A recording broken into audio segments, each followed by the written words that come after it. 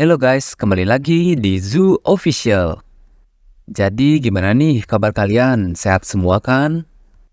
Terima kasih ya yang sudah mau meluangkan waktu untuk menonton channel ini. Oh iya, terima kasih juga yang sudah mau like, komen, dan subscribe. Sebelum kita memulai videonya, intro dulu ya guys.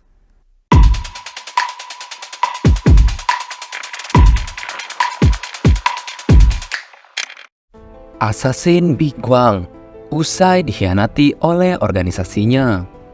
Dia terlahir kembali sebagai petugas polisi yang seharusnya sibuk merencanakan balas dendamnya. Tapi yang ada dia malah sedang mendapatkan tamparan. Kim Gyeong-soo, dasar brengsek. Bagaimana dia bisa dalam situasi seperti ini? Gumam dari Bi Guang. Kita dibawa kembali di saat Bi Guang baru bereinkarnasi ke tubuh polisi. Sial, ternyata bajingan Gyeong-soo ini bunuh diri. Hei Gyeong-soo, sesulit apapun keadaannya, bagaimana bisa kau melakukan itu? Ucap dari Gyeong-hee. Untungnya talinya putus waktu kau gantung diri. Kau sudah tidak sadarkan diri selama 1 minggu, ucap teman-temannya juga. Dengar tolol, kau pikir dengan menulis nama para bajingan itu di catatan bunuh dirimu, apa kau berpikir itu akan menyelesaikan semua masalahmu? Tanya dari Gyeong-hee. Kau ngoceh apa sih? Di sini Gyeong-soo masih bingung ya sama keadaannya saat ini. Nah, jadi kita panggil MC kali ini nama aslinya ya guys, Kim Gyeong-soo. Kita pun kembali ke keadaan sekarang. Sialan, kenapa anak baru tahun ini pada parah? Nah, yang kiri bernama Cheolmin dan yang kanan bernama Yongchan. Jadi mereka berdua sama-sama dipangkat brigadir polisi ya. Woi, Kim Gyeong-soo, kedua orang tuamu bunuh diri setelah melakukan kejahatan kan? Kenapa kau tidak mengikuti jejak mereka?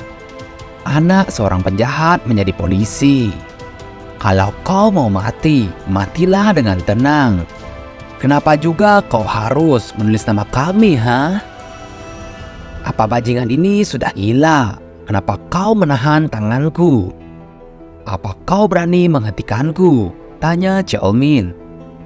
Cheolmin pun berteriak, Hei Gyeong-hee, ini bisa dianggap sebagai tindakan pemberontakan kan? Gyeong-hee pun berkata, aku tidak bisa melihat, senior. Oh, gitu kah? Kalau gitu aku akan membantumu agar bisa berdiri, ucap dari senior dengan tatapan bejatnya. Duh, para keparat ini. Cih, ternyata tempat ini sampah juga ya. Lalu dengan cepat Gyeong-soo mencengkram erat tangan Cheolmin sampai kesakitan. Dan ia juga memberikan patokan maut ke arah Cheolmin. Seketika, Cheolmin pun langsung pingsan dibuatnya. Satu sudah beres. Sekarang tersisa cuma tinggal kau, senior Yongchan. Dan dengan cepat, biji dari Yongchan diinjak oleh Gyeong-soo. Bahkan di sini, Gyeong-hee yang sebagai wanita sampai ngilu ya dirasanya. Teman seangkatannya dari Gyeong-soo terkejut bukan main melihat aksi yang dilakukan oleh Gyeong-soo. Dia memberontak. Dia memberontak terhadap senior. Scene pun berpindah. Pria ini bernama Choi Jin-ha. Dia berpangkat komisaris besar polisi. Cih, dasar nggak guna. Seorang polisi bertengkar sesama polisi, memukul petugas seniormu. Kau pikir petugas polisi tidak bisa dengan mudah dipecat kan? Aku pastikan kau tidak akan pernah memakai seragam itu lagi. Sekarang keluarlah dari kantorku juga. Scene pun berpindah ke arah Gyeong-soo yang sedang sendirian berada di taman. Ada-ada saja ya. Kenapa tukang tangkap malah jadi parah begini? Ia mengingat kejadian di saat teman-temannya membujuknya. Hei Gyeongsu, apa kau sudah gila? Tanya dari Gyeonghi. Di sini Gyeongsu menjawab, hah? Apa? Itu kan pertahanan diri, kau tahu kan? Apa kau lupa, ayahnya senior itu adalah Brigjen Pol, Brigadir Jenderal Polisi, Satu Taeguk Magunghwa. Nih, ada catatan sedikit ya guys. Taeguk Magunghwa itu adalah simbol dari nasional Korea. Itu adalah bunga Magunghwa yang berarti bunga keabadian. Nah, kalau Brigjen Pol di Indonesia itu dilambangkan dengan 1 bintang. Ayahnya seorang Taeguk Magunghwa, sama dengan bintang 1 ya. Setidaknya seharusnya aku terlahir kembali sebagai polisi pangkat tinggi. Selain itu, aku merupakan orang buangan di organisasi pula. Lalu di sini kita diperlihatkan masa lalu Biguang, sang legendary assassin. Halo nak, ucap dari seseorang. Wah, ternyata itu adalah sang biksu ya. Sini, ikut dengan Om Mana Manis. Dan itulah pertemuan pertama Biguang dengan sang biksu. Lalu ia dibesarkan dan mendapatkan pelatihan khusus sampai ia menjadi seorang nomor 1 legendary assassin Biguang. Lalu kita diperlihatkan scene terakhir di saat sang biksu mengakhiri hidup dari Biguang. Sang biksu di sini mengucapkan sebuah mantra, tapi di sini Mimin lebih memilih nggak bilang apa yang dia ucapin. Karena artinya bisa banyak banget ya, jadi biar Mimin nggak salah juga. Scene pun berpindah. Di sini Gyeongsu mengecek isi kamarnya. Oh, jadi dia ditinggalkan orang tuanya dan dibuang oleh organisasinya juga. Sampai-sampai ia menghadapi kematiannya. Ya, setidaknya aku dan dia punya satu kesamaan. Lalu kita diperlihatkan markas besar polisi di wilayah barat Gyeonggi-do. Terlihat di sini Inspektur Jenderal Polisi Hong Jun sedang melihat berkas operasi pelenyapan Hwaguksa. Nah, Hwaguksa itu adalah kelompok bisu tadi. Lama tidak bertemu, bagaimana kabarmu? Ucap dari orang di belakangnya. Apakah kita bisa mengobrol sebentar? Cih, sebenarnya siapa kau? Tanya dari Hong. Aku itu adalah Biguang. Apa? Omong kosong macam apa ini? Tanya dari Hong. Kau Biguang, lalu apa? Kau mati dan bangun sebagai petugas polisi. Jika kau jadi aku, apa kau akan percaya dengan perkataanmu saat ini? Tanya dari Hong. Di sini Gyeongsu dengan senyum sinisnya berkata, aku tidak meminta kau untuk percaya. Di sini aku sedang mengancammu, Pak Tua. Jadi, Pak Tua, aku akan membantu dalam operasi pelenyapan Hwaguksa. Akan kuulangi lagi. Siapa kau sebenarnya? Tanya Hong dengan tatapan serius. Sudah kubilang kan, aku ini Biguang. Kok ngeyel sih? Dengar Pak Biguang, sepertinya ini bukan tempat untuk membahas Hwaguksa. Tiba-tiba suara HT pun terdengar. Ternyata Hong di sini mencoba mengirimkan sinyal darurat. Hei, Pak Tua Hong. Aku terus mengatakan ini. Aku tidak meminta bantuanmu. Tapi aku sedang mengancammu, Pak Tua.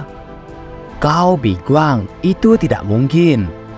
Belum selesai Pak Hong berbicara, Gyeongsu pun memotong perkataannya. 3 tahun yang lalu, janji yang pernah kita buat. Aku akan menjelaskannya secara detail agar kau percaya aku itu Biguang. Oke, jadi kita dibawa flashback ke 3 tahun yang lalu. Komisaris Besar Hong Jun, namaku Biguang. Kamu dari Hwaguksa kan? Ucap dari Hong. Kamu itu si pengejar si biksu dan sering membuat dia kerepotan.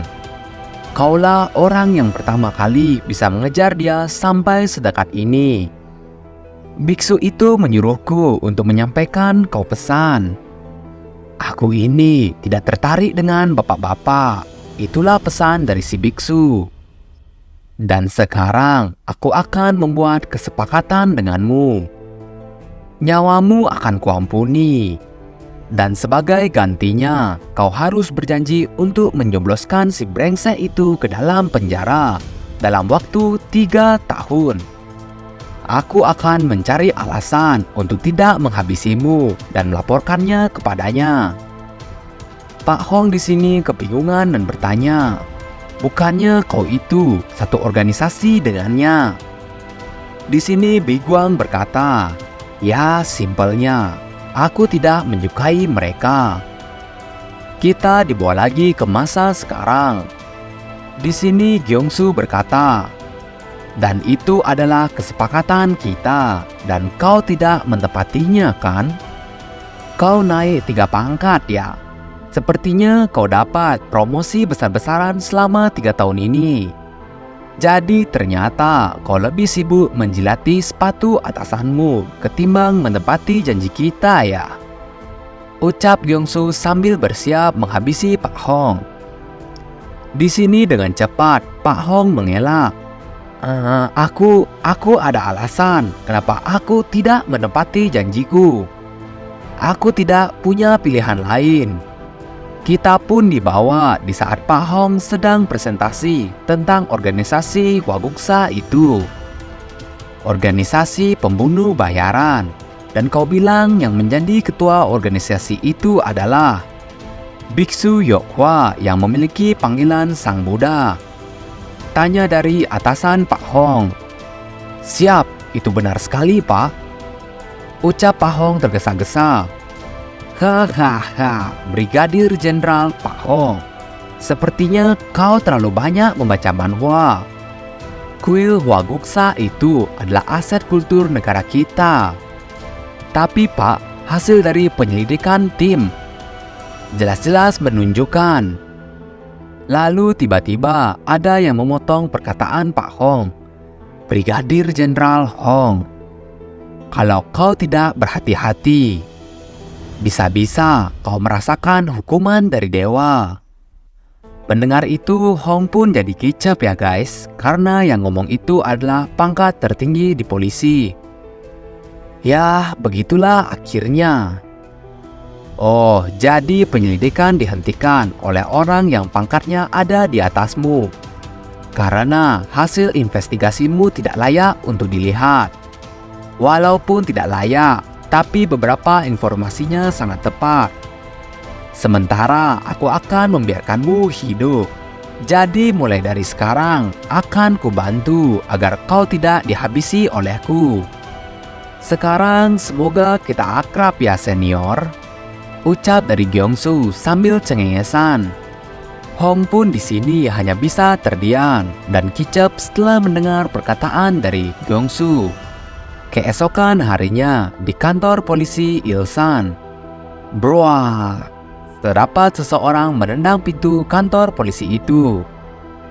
Yo guys, selamat pagi. Ucap dari Gyeongsu dengan santainya. Hah?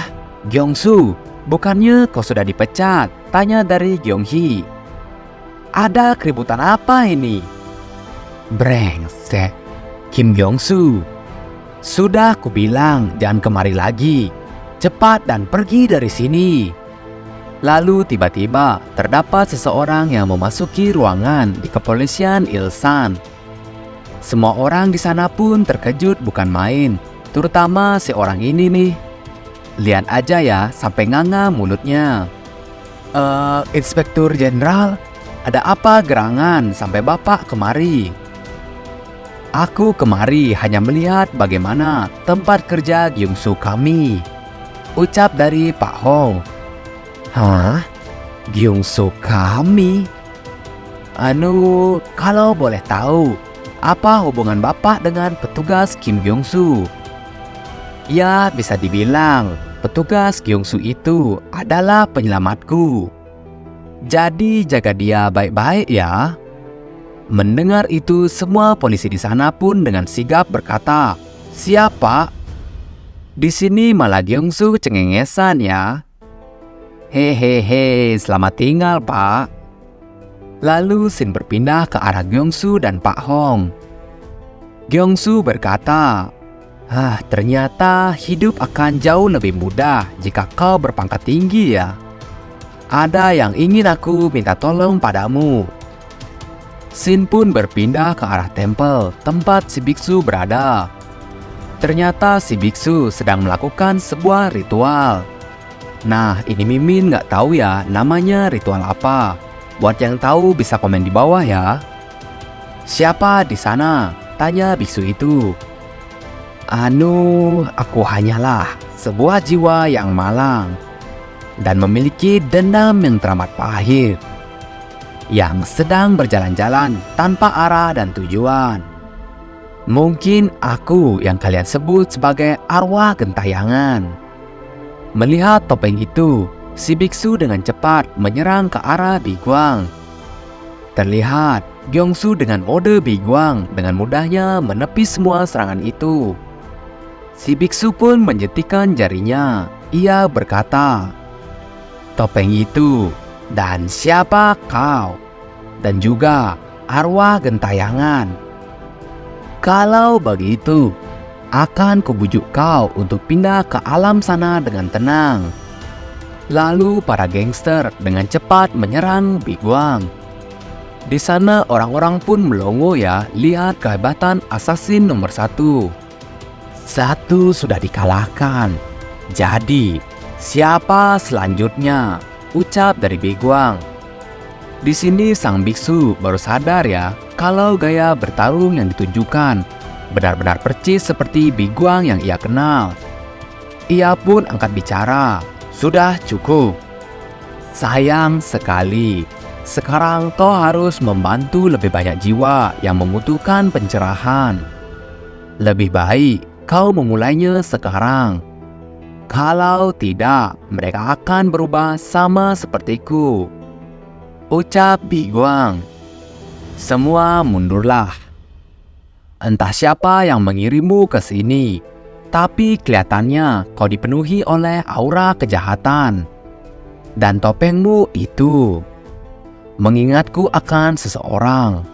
Kemarilah anakku. Sini, biar kulihat wajahmu. Mendengar perkataan dari sang biksu, Biguang benar-benar sampai merinding dibuatnya. Tidak perlu, hari ini aku hanya datang menyapa, ucap dari Biguang. Setelah Biguang selesai bicara, sang biksu langsung menerjangnya. Tapi untung saja ya, reaksi dari Gyeongsu mode Biguang dapat dikatakan sangat cepat. Sang biksu hanya dapat mengambil topengnya, tanpa bisa melihat wajah asli dari Biguang itu. Sang biksu pun berkata, jadi sekarang kau hantu ya. Shin pun berpindah ke arah Gyeongsu dan juga Pak Hong. Pak Hong berkata dia sangat lelah akibat kekacauan yang dibuat oleh Gyeongsu. Sampai-sampai dia lembur hanya gara-gara Kim Gyeongsu menyelundupkan gas air mata. Pak Hong juga berkata, lain kali kau jangan asal-asalan membantai orang. Hei Pak Tua, aku membantai orang yang pantas dibantai saja. Sebagai contohnya, kau masih hidup. Itu sebagai bukti nyata kalau aku tidak membantai orang sembarangan. Pak Hong pun berkata, begini Tuan Biguang, tidak ada seorang pun di dunia ini yang berhak menghabisi orang lain, meskipun targetnya adalah orang yang pantas untuk mati. Semua manusia harus diadili oleh hukum masyarakat yang kita buat sendiri. Bacot. Bajingan itu emang pernah diadili oleh hukum, Tanya dari Kim Gyeongsu. Maksudnya itu si biksu ya. Sial. Semuanya menjadi rumit. Haruskah aku membentuk reguku sendiri? Kau ini seorang petugas pemula yang tidak punya pengalaman apa-apa di lapangan. Jadi nggak bisa lah, ucap dari Pak Hong. Tapi kan aku paling kuat. Masa nggak bisa sih? Tanya dari Kim Kyung-soo. Ya tetap nggak bisa lah, dasar tolol. Di dalam kepolisian, pangkat itu adalah segalanya. Jadi aku harus naik pangkat ya?